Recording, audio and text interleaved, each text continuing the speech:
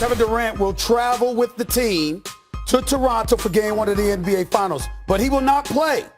There he is, getting on a plane to Toronto. Here's head coach Steve Kerr from yesterday on Durant's status. KD's not playing game 1. I think we already announced that, and we'll see where it goes from here. This is where, the fact that there's a lot of days in between games during the finals helps us. So we'll see. Time to welcome in the one and only. I'm going to call him Doc Rivers. I know you call him Glenn, but I'm going to call him Doc Just Rivers. to annoy him, actually. He's from Chicago. Coach, there's so much that's been going on about Kevin Durant and the Golden State Warriors. First of all, welcome to the show, but I got to ask you this question. When we talk about the Warriors, what type of team do you view them as without Kevin Durant, particularly with all of this noise about how much they're so good without him? Well, they're still a championship team. They've proven that before. They don't have the supporting cast that they had before Durant, if you remember. They don't have all those guys, but they're still a championship team.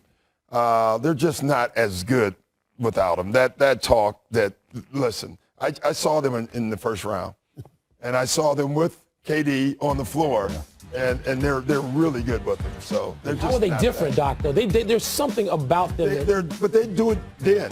When KD's on the floor, Steve Kerr's a smart coach. He gives the ball to KD and allow him to be KD. When he's off the floor is when they have more movement. They have movement with KD as well. Right. I think that narrative out there that they don't have movement when KD's on the floor is not true. They really do, just not as much as when he's off the floor. It's interesting that you say that because, Magic, I'll ask you, both of you were point guards, obviously. He's a coach, but you were a point guard, is obviously a point guard, Hall of Fame point guard. My question to you is, when you look at this team without KD, what is it that you're seeing from them that makes the Golden State Warriors so effective without him? Well, you allow Draymond Green to touch the ball more, right? So he gets the quarterback more than he would with KD. And Doc's right. There's no way that Golden State is better without Kevin Durant. I'm sorry. That's never going to happen. And anybody who thinks that is crazy. Now, what happens is the ball moves. You see Draymond will be at the top of the key. Clay and Steph will be coming around 2 or 3 picks. Draymond will decide where he wants to throw it. As soon as he passes, he'll go away and pick for that other guy. And Clay or Steph will come off of him.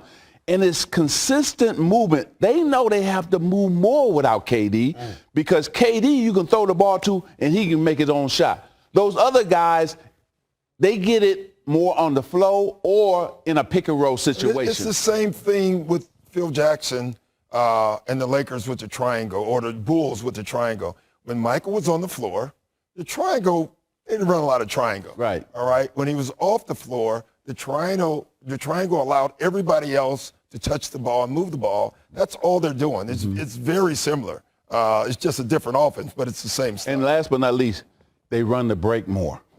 See, because they know they got to get easier baskets without KD. Yeah. See, because now you're missing that weapon in the half-court game where you can just, the shot clock is winding down, throw it to Kevin Durant. He going to go get you a basket. Draymond essentially said that. I mean, he said at one point, I don't know which series, I guess the last series, that they can get a little lazy because they know they can just throw it into Kevin, and it speaks to what they know they have. The ultimate weapon, isn't it? It's a great weapon. It's a great weapon. All right, so what does this do? What does this do defensively? I mean, we just saw Kawhi Leonard effectively be the head of the defense that walled off Giannis Antetokounmpo and took him out of it. What are the responsibilities going to be now for Kawhi Leonard defensively? Where would you have him? Oh, he's going to guard Clay, and he'll guard Steph as well. No, I think he'll guard Clay more, but he'll guard both.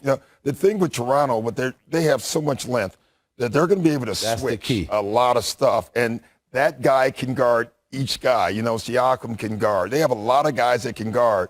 So Toronto's going to be able to defensively switch a lot of things that will give Golden State problems.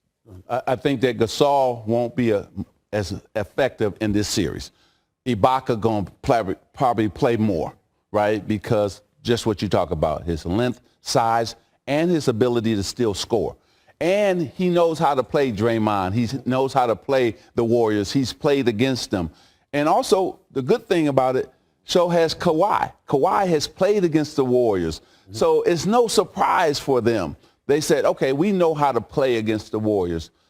The thing's going to be the key is Toronto's bench, to me, is better than the Warriors. That's where I was going, right Magic, there. because, see, forgive me, because I know y'all working out all the time in the gym, running. It's been a while since I've done it. It's been a while, y'all. I guess I'm asking this.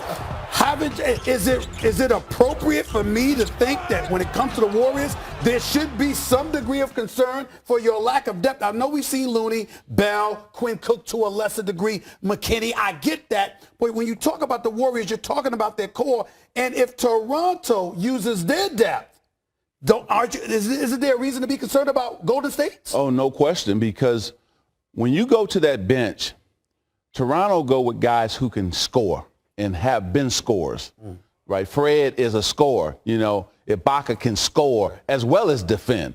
So I think that they lean on their bench, Toronto, more for scoring than actually Golden State. What Golden State do, they leave a starter out on the court with the reserves. But that's the to help them. difference. That's the difference now without KD. See, when we played them in the playoffs, we couldn't wait for one of them to go off the floor. Yeah. Because, first of all, we knew we had Lou and Trez coming in. The difference is now without KD, there's only one on the floor. Before, what Steve did was he always allowed two to be on the floor and one the rest. And to me, against a great bench, it makes it difficult to do that. Well, and that that's leads where me to Toronto this. comes in. Yeah. Boogie Cousins has been out since April 15, hasn't played since Golden State's second tough. game of the playoffs against you guys. Do you put him right back in? I don't know. That's tough. If he's healthy, you're going to play him. I mean, let's be honest, but it is tough. The other thing that we all miss is in our series, all right, by game 3, we had to make a switch. We took our 5 off the floor, just like Magic was saying, and we started a 4, Jamaica, at the 5. You think of the next series, they did the same thing. Cantor wasn't playing as much. They start playing smaller, quicker guys. You just said Gasol. He probably won't play as much, and that's what happens. You have to match up to Golden State's movement, and you have to have someone up when those guys are coming off those screens, or they will kill you, and that's what we did. Magic, talk to me about what it's like leading up to Game 1 of the NBA Finals. And it's two different scenarios. You got a team and a reigning defending 2-time champions that have gone to the Finals. This is their 5th consecutive year. You got a franchise in Toronto that's never been to the Finals. Kawhi's been there. Yeah. Serge Ibaka has been to a Final. Kawhi has won a Finals. Yeah. But for the most part, a vast majority of those guys have never gone to the NBA Finals. So what's it like for the two teams going into Game 1?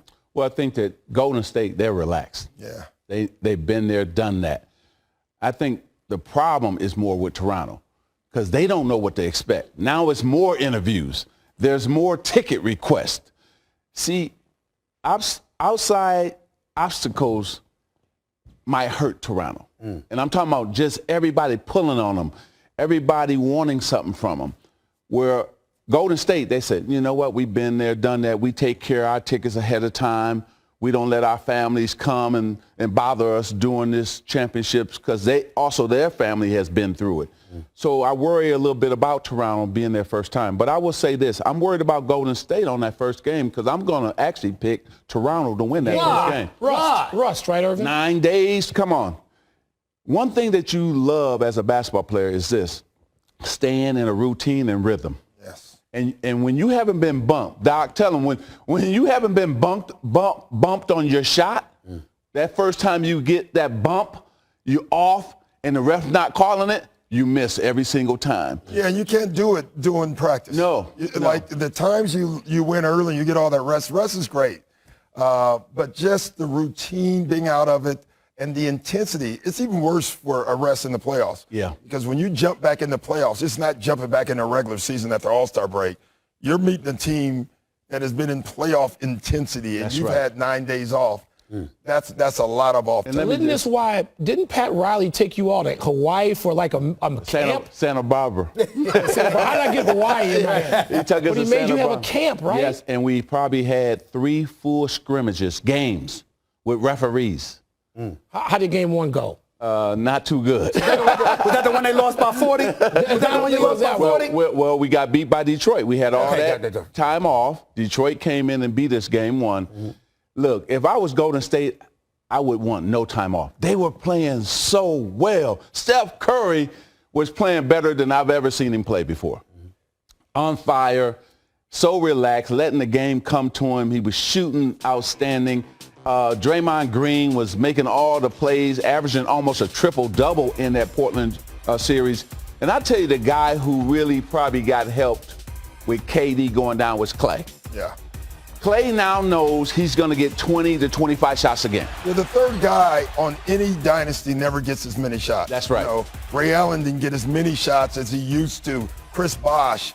That doesn't mean they're not as good. Yeah. But there's always a 1 and a 2 and a 3, and that guy doesn't.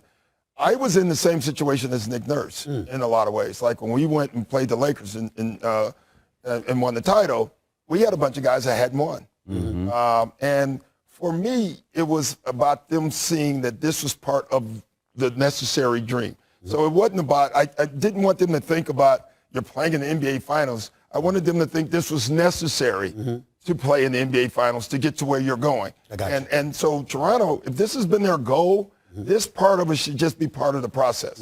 And that's the mindset they have to have going. By the way, the last coach in the Western Conference to beat the Golden State Warriors in a 7-game series.